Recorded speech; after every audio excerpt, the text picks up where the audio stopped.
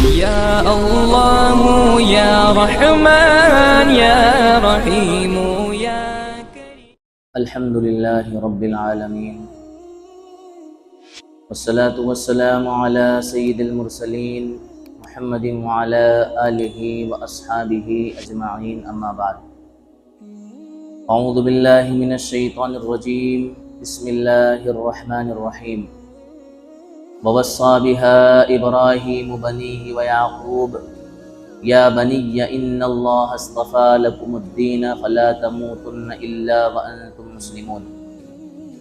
وقال تعالى: أم كنتم شهداء إذ حضر يعقوب الموت إذ قال لبنيه ما تعبدون من بعدي قالوا نعبد إلهك وإله آبائك إبراهيم وإسماعيل وإسحاق إلها واحدا ونحن له مسلمون. وقال تعالى: فمن زحزح عن النار وأدخل الجنة فقد فاز. صدق الله العظيم. وقال النبي صلی اللہ علیہ وسلم: یا مقلب القلوب ثبت قلبی علی دینک، او کما قال علیہ الصلاۃ والسلام. میرے محترم بزرگوں، گزشتہ ہفتے ایمان کی فضیلت اور ایمان کی اہمیت کے عنوان پر آپ حضرات کے سامنے گفتگو کی گئی تھی، اور اس میں یہ وعدہ بھی کیا گیا تھا کہ یہ ٹاپک کافی اہم ہے، اس کو مسلسل کئی ہفتوں بیان کیا جائے گا انشاءاللہ. تو اسی ٹاپک کا کچھ ادھورا حصہ انشاءاللہ ہم آج آپ کے سامنے بیان کریں گے. اللہ تعالیٰ سے دعا کریں کہ اللہ تعالیٰ مجھے صحیح کہنے اور ہم سب کو ان باتوں پر عمل کرنے کی توفیق نصیب فرمائے.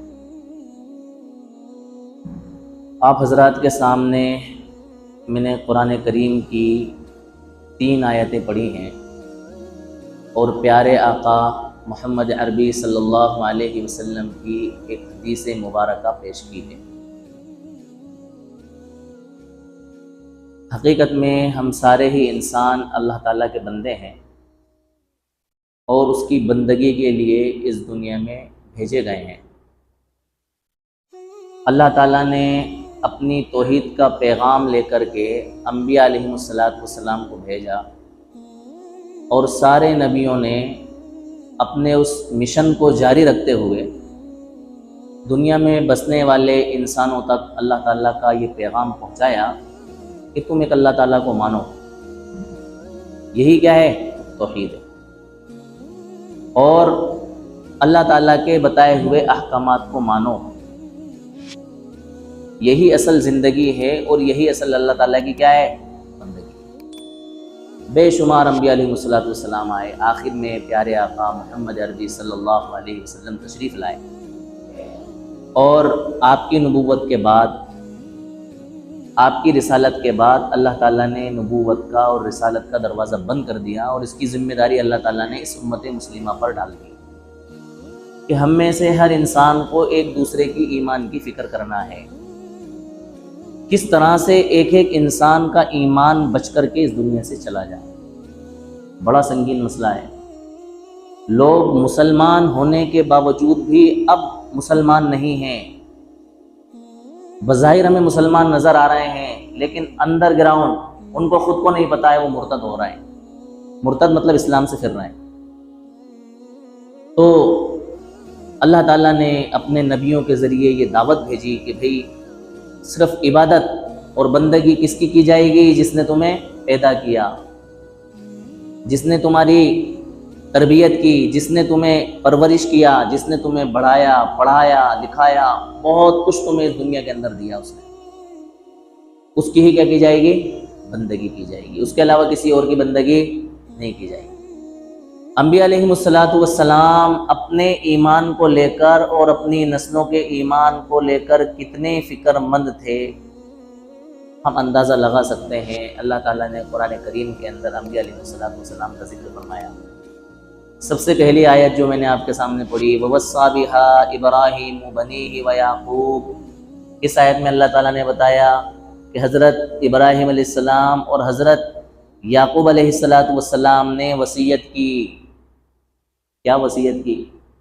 وصیت وہ ہوتی ہے جو آخری وقت میں انسان اپنی زبان کے ذریعے یا لکھت میں کسی کو کہتا ہے کہ بھائی میرے مرنے کے بعد، میرے انتقال کے بعد یہ کام تمہیں کرنا ہے. آخری وقتوں میں کہی جانے والی باتیں کیا کہلاتی ہیں؟ وصیت کہلاتی ہیں.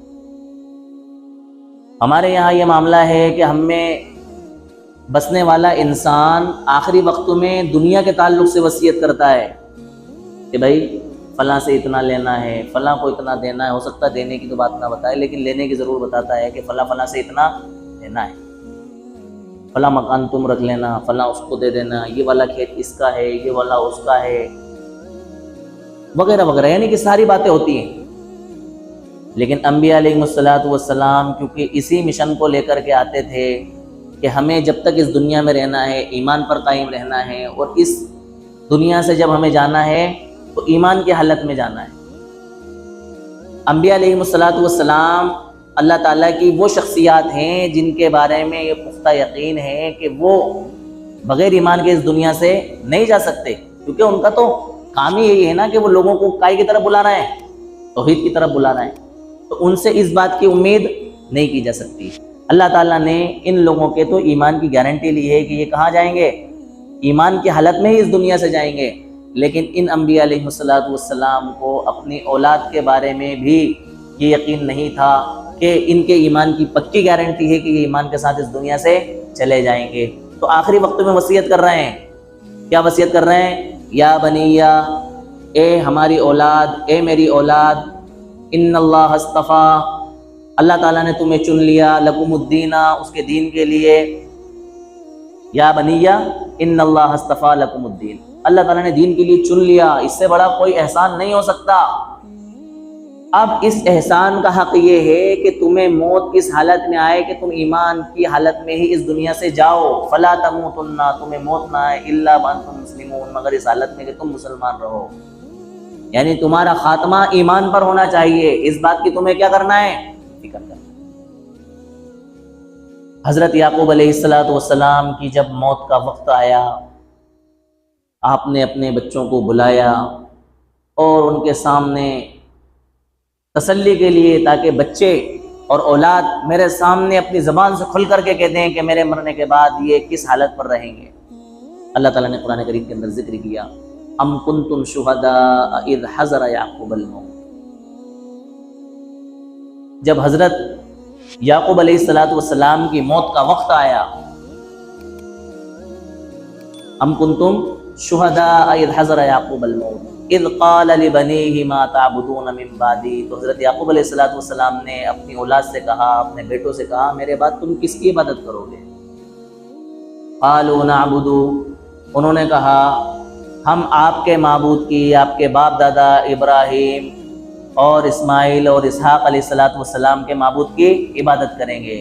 نعبد الہک و الہ آبائک ابراہیم و اسماعیل و اسحاق، اور حضرت اسحاق علیہ السلام کے معبود کی عبادت کریں گے. الہم واحدہ، جو کہ ایک ہی معبود ہے. الہک و الہ آبائک ابراہیم و اسماعیل و اسحاق الہم واحدہ ونحن له مسلمون، اور ہم ایمان کی حالت پر قائم رہیں گے، اسلام کی حالت پر قائم. یہ بات سننے کے بعد حضرت یعقوب علیہ السلام کو تسلی ہو گئی کہ ہاں میرے مرنے کے بعد بھی اور میرے اس دنیا سے جانے کے بعد بھی میری اولاد کس چیز پر قائم رہے گی؟ ایمان پر قائم رہے گی. ایک جگہ اللہ تعالیٰ نے حضرت یوسف علیہ السلام کا ذکر کرتے ہوئے فرمایا، حضرت یوسف علیہ السلام اللہ تعالیٰ سے دعا کیا کرتے تھے، فلما توفنی مسلما الحقنی بالصالحین، کہ مجھے موت اسلام کی حالت میں دینا. کس حالت میں دینا؟ جب مجھے موت آئے تو کس حالت میں آئے؟ اسلام کی حالت میں آئے، اور مجھے نیک لوگوں کے ساتھ ملا دینا. قرآن کریم کی ان 3 آیتوں کو پڑھنے کے بعد، ان کا ترجمہ سمجھنے کے بعد یہ بات سمجھ میں آتی ہے کہ ایمان کی ہمیں کتنی فکر کرنا چاہیے، اور ایمان کے بارے میں ہمیں کتنا چوکنا رہنا چاہیے، فکر مند رہنا چاہیے. حدیث پاک میں آتا ہے کہ ایمان والا شخص، مومن، ایمان کے بارے میں فکر مند رہتا ہے کہ میرا ایمان کہیں گھٹ تو نہیں رہا ہے، میرا ایمان کہیں لٹ تو نہیں رہا ہے، میرا ایمان کہیں چوری تو نہیں ہو رہا ہے، میرا ایمان کہیں دھیرے دھیرے ختم تو نہیں ہو رہا ہے، میرا ایمان کمزور تو نہیں پڑ رہا ہے. اور منافق ایمان کے بارے میں بے فکر رہتا ہے۔ جس کے دل میں چور ہوتا ہے، جس کے دل میں نفاق ہوتا ہے، وہ ایمان سے کیا رہتا ہے؟ بے فکر رہتا ہے۔ فکر مند رہنا ایمان کے بارے میں، یہ اہل ایمان کی صفت ہے، مومن کی صفت ہے۔ اور حقیقت یہی ہے کہ جو شخص اس دنیا سے ایمان کی حالت میں گیا وہی کامیاب ہے، اور جو شخص بے ایمانی کی حالت میں اس دنیا سے گیا وہ انسان ناکام ہے۔ اللہ تعالیٰ نے قرآن کریم کے اندر فرمایا فَمَنْ زُحْزِحَ عَنِ النَّارِ وَأُدْخِلَ الْجَنَّةَ فَقَدْ فَازَ وَمَا الْحَيَاةُ الدُّنْيَا إِلَّا مَتَاعُ الْغُرُورِ، کہ جو جہنم سے بچا لیا گیا اور جنت میں داخل کر دیا گیا وہی شخص کیا ہے؟ کامیاب ہے، اور یہ دنیاوی زندگی تو دھوکے کا سامان ہے۔ کیا ہے؟ دھوکے کا سامان۔ آج انسان جگہ جگہ پر جو ایمان سے ہاتھ دھو رہا ہے وہ اس دنیا کے چکر میں دھو رہا ہے۔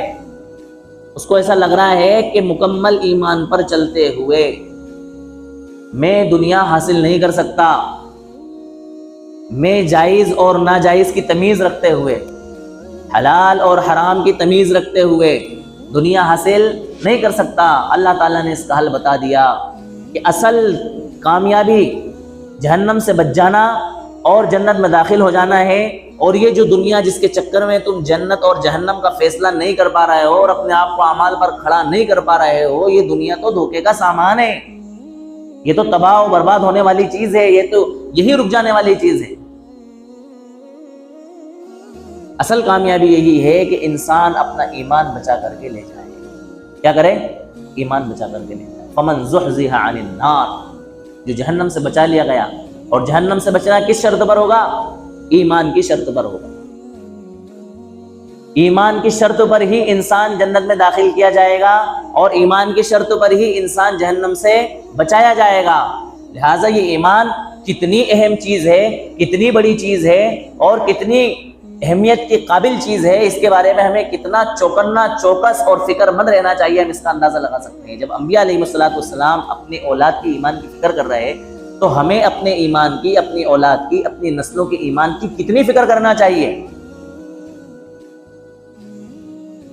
ایمان کے ایسے چور راستے لوٹنے کے اس دنیا میں آ چکے ہیں کہ انسان کو پتہ نہیں چل رہا ہے۔ اس کو لگ رہا ہے میں تو مسلمان ہوں، میں نماز پڑھتا ہوں، میں کلمہ پڑھتا ہوں، میں مسجد جاتا ہوں، میں روزہ رکھتا ہوں، میں حج کرتا ہوں، میں زکوٰۃ دیتا ہوں، میں علماء کی قدر کرتا ہوں، سارے کام میں کرتا ہوں، اس کے باوجود میں اسلام سے خارج کیسے ہوں؟ میں مرتد کیسے ہو رہا ہوں؟ انسان مرتد ہو رہا ہے۔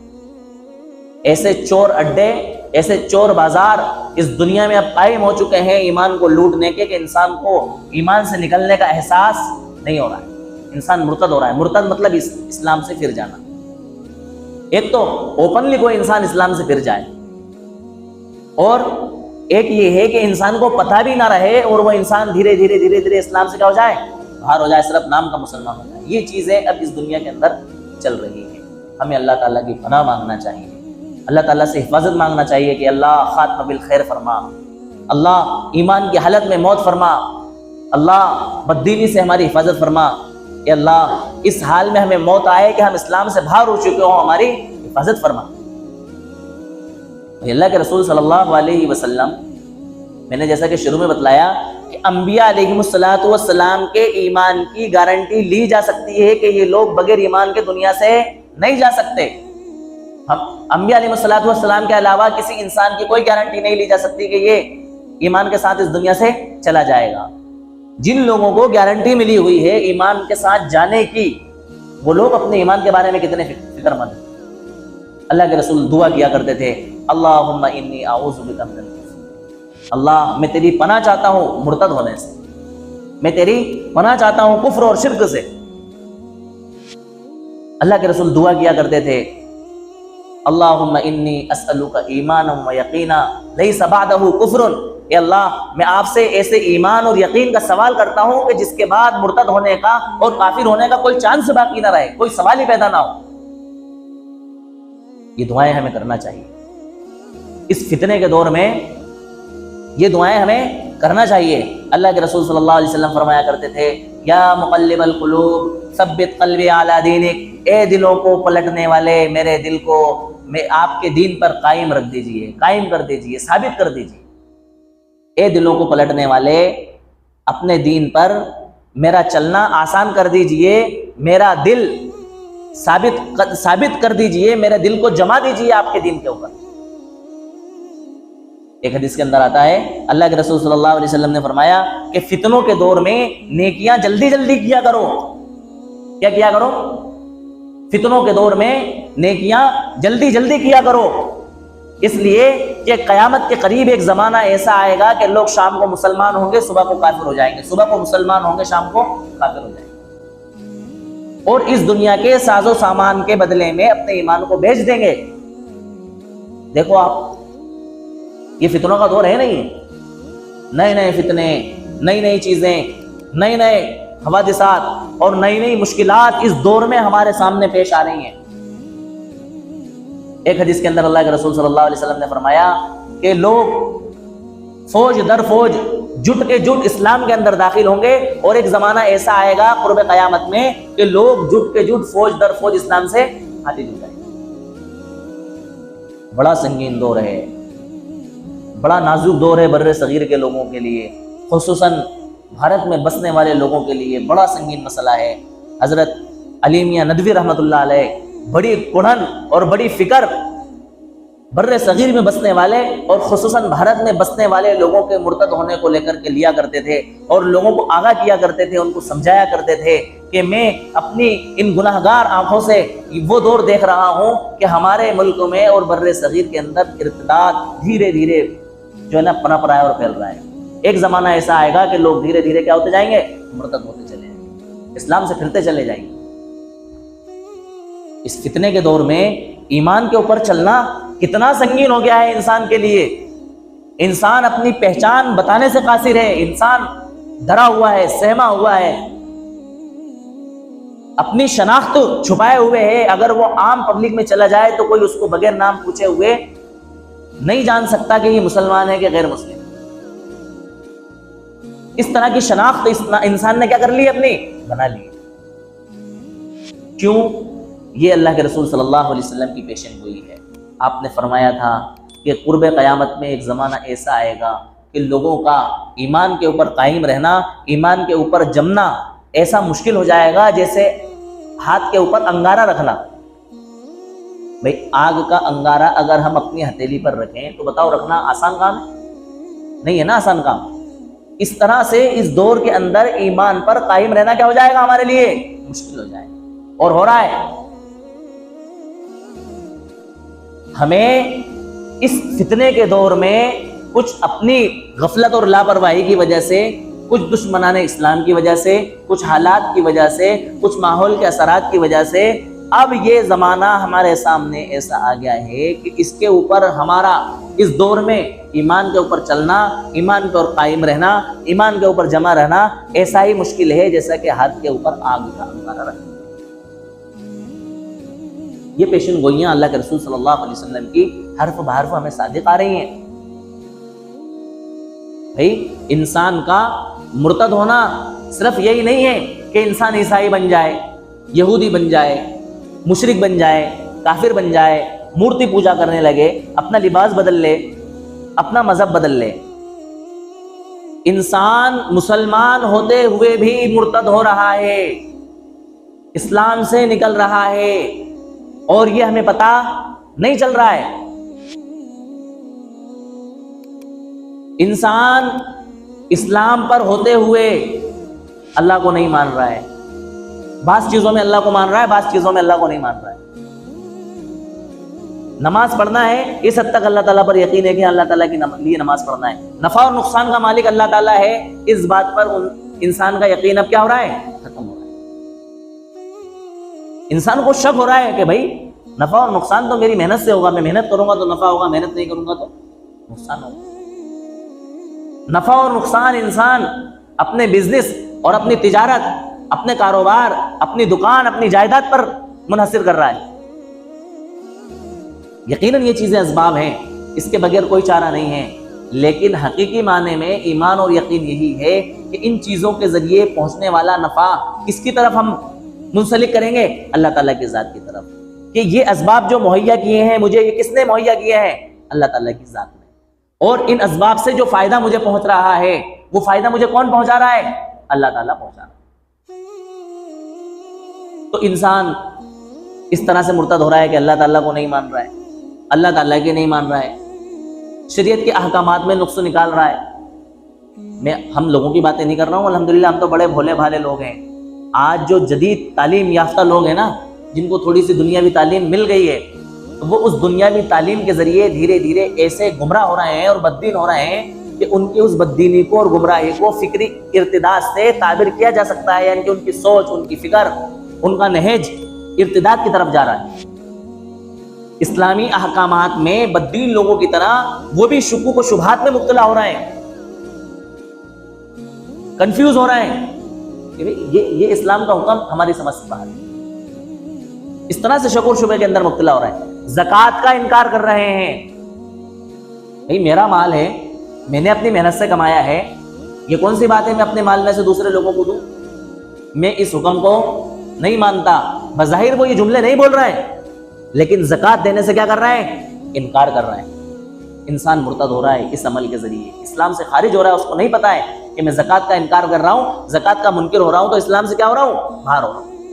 اللہ تعالیٰ کے بعض احکامات کو مان رہا ہوں، بعض کو نہیں مان رہا ہوں، ان کا منکر ہوں، اسلام سے باہر ہو رہا ہے۔ اللہ کے رسول کی رسالت کا انکار کیا جا رہا ہے۔ آپ کو معلوم ہے دو طبقے، دو فرقے آج ہمارے درمیان میں ایسے چل رہے ہیں کہ ہمیں پتہ نہیں ہے۔ ان کے چہروں پر داڑیاں ہیں، سروں پر ٹوپیاں ہیں، سنت مسنون لباس ان کے جسم پر ہے، ایسا لگتا ہے کہ ان سے بیعت ہو جائے انسان، ان کی پیشانیوں کو چوم لے۔ ایسے لوگ ہمارے حلقوں میں آ کر کے ہمارا ایمان لوٹ رہے ہیں اور اللہ کے رسول صلی اللہ علیہ وسلم کے آخری نبی ہونے کا ہمیں منکر بنا رہے ہیں، ہمیں پتہ نہیں ہے۔ آپ نے نام سنا ہوگا قادیانی، آپ نے نام سنا ہوگا شکیل بن حنیف، یہ دو فرقے اتنی تیزی سے چل رہے ہیں کہ یہ مسلمان ہیں، بظاہر سارے کام ہمیں کرتے نظر آ رہے ہیں۔ اللہ کے رسول نے فرمایا نا کہ قرب قیامت میں لوگ مسجدوں کے اندر نماز پڑھ رہے ہوں گے جن کی تعداد 1000 یا اس سے بھی زیادہ ہوگی، لیکن سب کے سب لوگ اسلام سے خارج ہوں گے۔ کیا ہوں گے؟ سارے کے سارے لوگ اسلام سے خارج ہوں گے۔ حضرت عبداللہ ابن عمر ابن عاص رضی اللہ تعالیٰ عنہ فرماتے ہیں کہ ایک زمانہ ایسا آئے گا کہ لوگ حج کر رہے ہوں گے، نماز ادا کر رہے ہوں گے، زکوٰۃ ادا کر رہے ہوں گے، اس کے باوجود بھی وہ مسلمان نہیں ہوں گے۔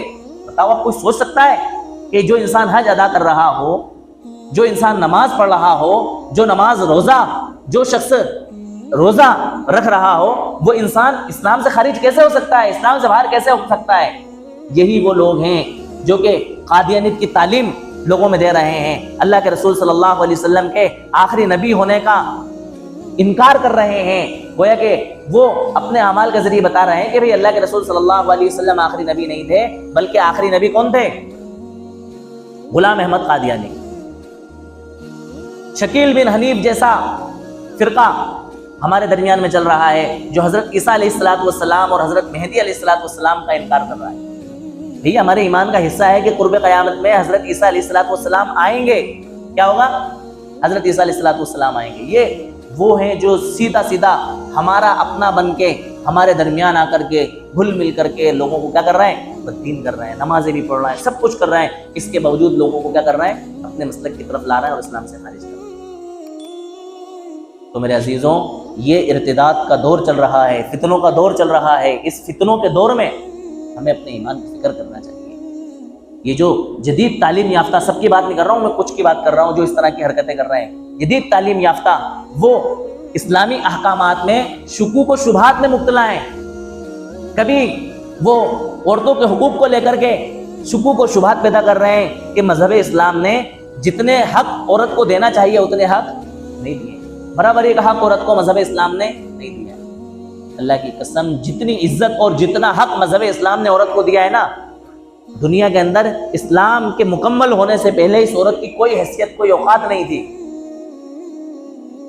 لوگ اپنی پیر کی جوتی کی طرح اس عورت کو سمجھا کرتے تھے۔ عورت کی پیدائش کو انسان اپنے لیے شرم اور عار سمجھا کرتا تھا۔ جس کسی کے گھر بچی پیدا ہو جاتی تھی، سارے معاشرے میں، سارے سماج میں، سارے رشتہ داروں میں ہلکی نظر سے دیکھا جاتا تھا۔ لوگ بچیوں کو زندہ درگور کر دیا کرتے تھے شرم و حیا کے مارے۔ اگر کسی عورت کے شوہر کا انتقال ہو جاتا تو وہ عورت زندہ نہیں رہتی تھی، اس کو بھی شوہر کی چتا کے ساتھ زندہ جلا دیا جاتا تھا، مار دیا جاتا تھا۔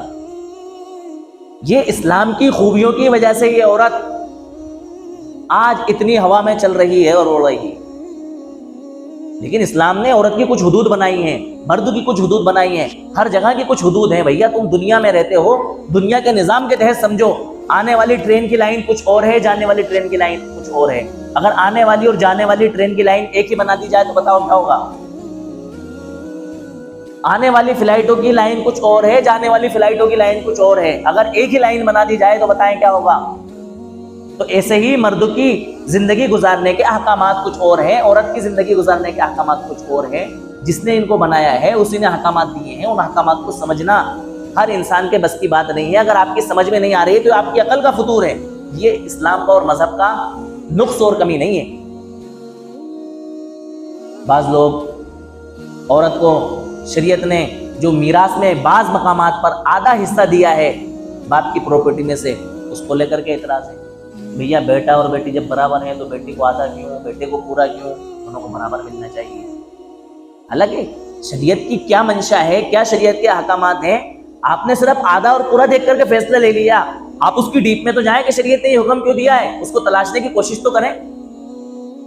بعض لوگ شریعت نے عورت کو جو میراث میں حصہ دیا ہے اس حصے سے ہی اعتراض کر رہے ہیں کہ بھئی عورت کے ذمے جب حقوق نہیں ہے, عورت کے ذمے جب کوئی کھانا کمانا نہیں ہے, کوئی خرچ نہیں ہے, تو پھر عورت کو میراث میں حصہ دینے کی ضرورت کیا ہے؟ بعض لوگ صحابہ پر کیچڑ اچھال رہے ہیں, بعض لوگ علماء پر کیچڑ اچھال رہے ہیں, بعض لوگ نبیوں کی رسالت کے منکر ہیں. نئی نئی چیزیں فکری ارتداد کی, ذہنی ارتداد کی اس دنیا کے اندر آ رہی ہیں, وجود میں آ رہی ہیں, جو ہماری سمجھ سے کیا ہے, بالا تر ہے. کون فکر کرے گا؟ کیسے اس امت کو سمجھایا جائے گا, کیسے اس امت کی فکر کی جائے گی؟ بھئی فتنوں کے اس دور میں ایمان کو بچانا سب سے بڑا کام اور سب سے مشکل کام ہوتا جا رہا ہے. انسان دھیرے دھیرے اسلام سے خارج ہو رہا ہے. آپ نے دیکھا ہوگا آئے دن نیوزیں آتی رہتی ہیں کہ فلاں شہر میں فلاں جگہ پر اتنے لوگوں نے سناتن دھرم مان لیا اور سناتن دھرم میں کنورٹ ہو گئے, اسلام مذہب کو چھوڑ دیا. اور گھسے پٹے اعتراضات, جہاں کہیں لڑکے اور لڑکیاں عشق کا شکار ہو کر کے اگر مسلم لڑکی کسی غیر مسلم کے ساتھ جاتی ہے تو اس کو پتہ نہیں ہے, وہ صرف یہی اعتراضات لوگوں میں بتائے گی کہ میں اسلام میں 3 طلاق اور حلالے کو لے کر کے پریشان ہوں, اس لیے میں نے اسلام مذہب کو چھوڑ دیا. اچھا بھیا, تو حلالہ اور 3 طلاق کو لے کر کے پریشان ہے, کسی مولوی صاحب سے پوچھ لیتی, کسی عالم دین سے پوچھ لیتی, کسی مفتی صاحب سے پوچھ لیتی, اس کی ڈیپ میں جاتی تو صرف مذہب اسلام کو بیان کرنے کے لیے یہی چیزیں رہ گئی ہیں, حلالہ 3 طلاق, حلالہ 3 طلاق. اس کو سمجھا بھی ہے کہ یہ لوجک ہے کیا, کیا چیز ہے حلالہ اور کیا چیز ہے 3 طلاق؟ اسلام کے احکامات کو لے کر کے ان احکامات میں کیڑے نکال کے, ان میں اعتراضات پیدا کر کے, ان کے ان میں خامیاں اور کمیاں نکال کر کے انسان اسلام سے خارج ہو رہا ہے, اسلام سے مرتد ہو رہا ہے. ارے بھیا تجھے یہ چیزیں سمجھ میں نہیں آ رہی, کسی دوسرے انسان سے سمجھ لے. ہر انسان بات نہیں سمجھ سکتا. بعض مرتبہ ہمیں کوئی بات بڑی آسان لگ رہی ہوتی ہے لیکن ہماری سمجھ میں نہیں آ رہی ہوتی, ہم کسی اور سے اس بات کا ذکر کرتے ہیں, مسئلے کا حل ہو جاتا ہے. نہیں سمجھ میں آتی یہ بات. میں آپ کو بتاؤں, میری چھوٹی بچی ابھی جب اسکول میں جا رہی ہے تو جی فور گریپس, جی ہوتا ہے نا ABCD کا, جی بنانا نہیں آ رہا اس کو. بہت محنت, سب سے زیادہ محنت جی میں لگی اس کو. میرے دماغ میں آیا, میں نے کہا یار جیسے 6 بناتے ہیں نا, ایسے 6 بنا کے اور اسے آگے گھما کے یوں کرنا ہے. قسم خدا کی صرف ایک بار میں نے اس کو بتایا اور اس نے جی بنانا شروع کر دیا. یہ بات میں اس لیے بتا رہا ہوں آپ کو کہ بعض مرتبہ انسان کو بات سمجھ میں نہیں آ رہی ہوتی کہ مجھے کام کیسے کرنا ہے, لیکن کوئی دوسرا اگر اس کو گائیڈ کر دے تو وہ بات اس کے سمجھ میں آ جاتی ہے. جن لوگوں کو اسلامی کچھ احکامات سے شک ہے, اعتراضات ہیں, یا کچھ ان کو غلط لگتا ہے, تو آپ کے اگر سمجھ میں نہیں آ رہی کسی انسان سے سمجھ لو. جس انسان کو سمجھ ہے یا جو انسان آپ کو سمجھا سکتا ہے اس انسان کے پاس جا کر کے سمجھ لو کہ بھئی مجھے اسلام کے اندر یہ حلالے کا کیا مسئلہ ہے, یہ سمجھ میں نہیں آ رہا, ذرا مجھے سمجھا دیجیے. یہ 3 طلاق کا کیا مسئلہ ہے, ذرا مجھے سمجھا دیجیے. اسلام میں جو سزائیں رکھی گئی ہیں بظاہر ہمیں وحشیانہ اور ظالمانہ سزائیں لگتی ہیں, ان سزاؤں کا کیا لوجک ہے, یہ سزائیں کیوں رکھی گئی ہیں, ذرا آپ ہمیں سمجھا دیجیے. سمجھنے کی کوشش تو کریں آپ. لیکن آپ اسلام دشمنی میں اتنا اتر گئے ہیں اور اتنا آگے بڑھ گئے ہیں کہ آپ کی دلی تمنا یہ ہے کہ تم ساری دنیا میں بسنے والے لوگ، ہم تو اسلام میں آنے والے نہیں ہیں، لیکن تم سارے کے سارے لوگ اسلام چھوڑ کر کے اسلام سے باہر آ جاؤ اور تم بھی ہماری طرح کافر بن جاؤ۔ اللہ تعالیٰ نے ان کمیوں کو بیان کر دیا، وَدُّوا لَوْ تَكْفُرُونَ كَمَا كَفَرُوا فَتَكُونُونَ سَوَاءً، کہ کافر لوگ یہ چاہتے ہیں کہ تم بھی اسلام سے پھر کر کے کافر ہو کر کے ان کی طرح ہو جاؤ، تو ہم اور تم کافر ہونے میں کیا ہو جائیں گے؟ برابر ہو۔ اس کے بعد کیا خوش ہو جائیں گے؟ اگر ہم بھی نعوذ باللہ کافر ہو جاتے ہیں، مشرک ہو جاتے ہیں، اسلام چھوڑ دیتے ہیں، تو کیا یہ خوش ہو جائیں گے؟ بعض مرتبہ لوگ ان کی خوش کرنے کے لیے کچھ کام ان کے ہم یہاں کر دیتے ہیں، کچھ کام اس طرح کے کر دیتے ہیں کہ جس کی وجہ سے ایسا لگتا ہے کہ بھئی یہ کیا ہے، بڑے کٹڑ انسان نہیں ہے بلکہ بڑے نارمل انسان ہے۔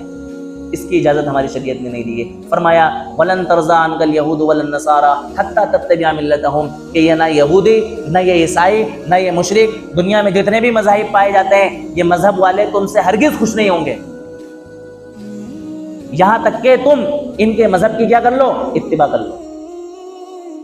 فرمایا وَلَا يَزَالُونَ يُقَاتِلُونَكُمْ حَتَّىٰ يَرُدُّوكُمْ عَنْ دِينِكُمْ إِنِ اسْتَطَاعُوا، کہ یہ لوگ برابر تمہیں مارتے رہیں گے، ہمیشہ تم سے لڑتے جھگڑتے رہیں گے، یہاں تک کہ تم اپنے اسلام سے پھر جاؤ اور مرتد ہو جاؤ۔ اگر ان کا بس چلے تو یہ تمہیں تمہارے اسلام سے خارج کر دیں، تمہارے اسلام سے تمہیں نکال دیں۔